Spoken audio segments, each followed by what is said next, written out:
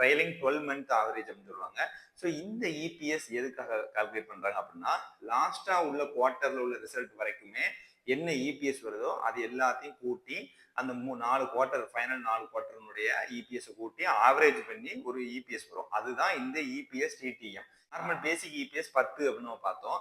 இதே மாதிரி அதே ஸ்டாக்குக்கு வந்து 4 குவார்ட்டர்லயும் இபிஎஸ் அந்த 4ஐயும் கூட்டினீங்கன்னா ஒரு 11 ரேஞ்சில் வருது அப்படின்னா, ஸோ அந்த கம்பெனி என்ன ஆகிட்டு இருக்கு, நல்ல குரோத் ஆகிட்டு இருக்கு அப்படிங்கிறது மீனிங். ஏன்னா போன ஃபைனான்சியல் இயருடைய இபிஎஸ் வெறும் 10 தான்.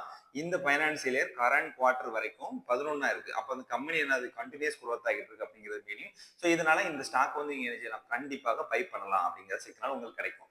இபிஎஸ் வந்து 10, இபிஎஸ் டிடிஎம் 9 இருக்கு அப்படின்னா அந்த கம்பெனி என்ன ஆகுது, டவுன் ட்ரெண்டை நோக்கி போய்கிட்டு இருக்கு. ஸோ இப்போதைக்கு அந்த கம்பெனி அவாய்ட் பண்றது நல்லது அப்படிங்கிறத பார்த்துக்கலாம். சரி, அதுக்கு அடுத்து நம்ம பார்க்கறது என்ன அப்படின்னா,